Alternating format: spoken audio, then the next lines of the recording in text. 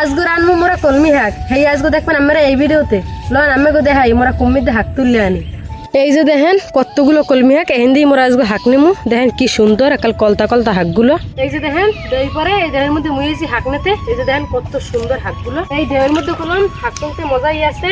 হ্যাঁ আবার পানির মধ্যে নামিয়ে এই যে দেখেন কিরম হরিয়া মুই শাক তুলি। শাকগুলো কিন্তু এককালে নরম, ভাঙতেও কিন্তু মজা লাগতে আছে। দুঃখের বিষয় জম্মের মতন দেউই পড়তে আছে। এই দেউর মধ্যে মোরা আইসি হাক তুলতে, দেখেন কিরমরি হাক তুলতে আছে। কোমর হুমান পানি হেয়ের মধ্যে নামে হাক তোলার মজাটা কি এত বোঝেন। কলমি শাক আর চিংড়ির মাছ খাইতে কলম জম্মের মজা দাদু। আর এই হাক কলম মগো কেনা লাগে না, জম্মের মতন হয়ে রইছে। এই যে দেখেন কতগুলো শাক তুলছি। শাক তোলা শেষ আমরা বাইরের দিকে যাবো, বাইরের দিকে যাই আর মোরা নামো। এই যে দেখেন মোরা শাকগুলোরে বাঁচতে লইতেছি। দেখেন মোরা কিবিলরে বাঁচি। হাক বাঁচতেও কলম অনেক মজা আছে। এই যে দেখেন হাকগুলোরে বাঁচতে আছে। এই যে পুক্কো পাতাগুলো এরকম হালাই দিতে হইবে। ও যে যে এই যে ভালোগুলো রাখতে দিতে হইবে। আর এই যে যত পুরা শক্ত আছে এই পুরা শক্তগুলো হালাই দিতে হইবে। দেখেন কতগুলো হাক আনছি। এই হাকগুলোর খুব সুন্দরভাবে চিংড়ি মিশ দিয়ে রানমু। দেশি চিংড়ি আর দেশি কলমি শাক খাইতে কিন্তু জব্বর মজা। তো আপনারাও খাইয়ে দেখবেন। এই হাক সবই কলতা কলতা, এমনি কোনো সমস্যা নাই। কিন্তু দুই একটা পাতা পোহে খাই হেলাইছে হেগুলোর আর কি বাচ্চা মগু কোডা লাগতে আছে। আর একল মোরা বড় বড় হরিয়েই রানমু। এই যে মগু হাক বাসা হয়ে গেছে। এগুলো ভালো করে ধুইয়া এবার কুটতে লমু। আর এই যে দেখেন চিংড়ি মাছ, এই চিংড়িগুলো পুকুরতে ভালো করে ধুইয়া আনমু। তাইলে অনেক ধুইয়া আনি। এই দেখেন মোরা সবকিছু লইয়ে ঘাট পারে আইছি। এখন মগু ধুইনে চিংড়ি এই ধুয়ে লইতেছে। এই যে কত সুন্দর চিংড়িগুলো। এইগুলো নদীর তাজা চিংড়ি, দেশি চিংড়ি খাইছে গুলোরে বুঝছেন। এই চিংড়ি সুন্দর। এখন এই শাকগুলোরে ধুয়ে লমু বেশি করে পানি দিয়ে। ধোয়ার পরে তো কুটবা নাকি? এগুলো খুব সুন্দর করে ধুইয়ে তারপরে মানে কুটমু। চিংড়ি মাছ আর ওইলো যাইয়া কলমি শাক খাইতে অনেক মজা হইবে না আসগো। আমার ছোট মাইয়াও দেখেন হেও পুষ্কুনিতে আইছে। এই যে মোরা শাকগুলোরে কুটতে লইতেছি। দেখেন মোরা কেবিল হয়ে কুড়ি এগুলোর কিন্তু মোরা ঝোল ঝোল রানমু। এর লেগে মোরা এরম করে কুটতে নেবো। এই যে আলু চিংড়ি মাছ দিয়ে ঝোল ঝোল করমু।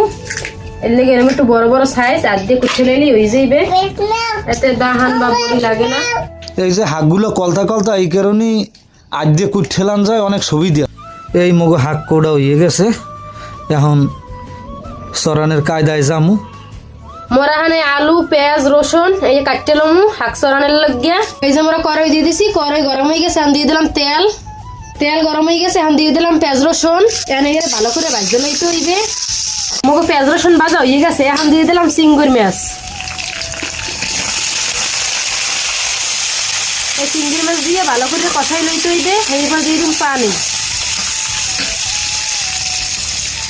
চিংড়ি মাছ ভাজা হয়ে গেছে। এখন দিয়ে দিন অল্প একটু পানি।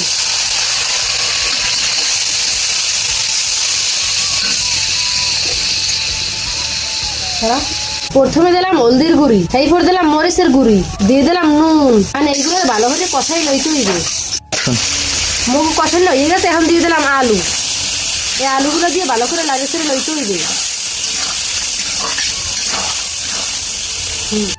এই যে মুগ আলু দিয়ে কষানো হয়ে গেছে। এখন দিয়ে দেবো মোরা এই যে ধোয়া শাক। এই যে শাকগুলো দিয়ে দিলাম। সবগুলো দিয়ে দিতে হইবে একেবারে। এই যে শাকগুলো দেওয়া হয়ে গেছে। শাকগুলো ভালোভাবে লাড়ে ছেড়ে লমু। লাড়ে ছেড়ে এবার ডাকিয়ে দিতে হইবে যাতে এটা হিজে যায়। এই যে এতক্ষণ ডাকিয়ে ফেললাম। এখন পানি বেরিয়ে গেছে। এটা ভালো করে আরো উল্টাই পাল্লাই একটা লাড়ি ছেড়ে দিতে হইবে। ভালো করে কষাই মশাই নেওয়ার পর এরপরে দিয়ে দিতে হইবে মৌ। এই যে শাক দিয়ে মৌ কষানো হয়ে গেছে। এখন দিয়ে দিব মৌ।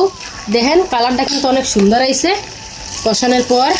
এই যে এখন মৌ দিয়ে দিলাম। এই যে দেখেন কত সুন্দর। এখন 20 মিনিটের লাগিয়ে এরকম ধুয়ে দিমু। ফোড়লে পরে ধনিয়া পাতা দিয়ে নামাই হেলামু। এই যে মগো সালুন রান্না হয়ে গেছে। আমরা ধনিয়া পাতা দিয়ে উড়াই হেলামু। চিংড়ি মাছ আর কলমি শাক খাইতে জব্বর মজা হইবে। দেখছেন কালারটা কত সুন্দর।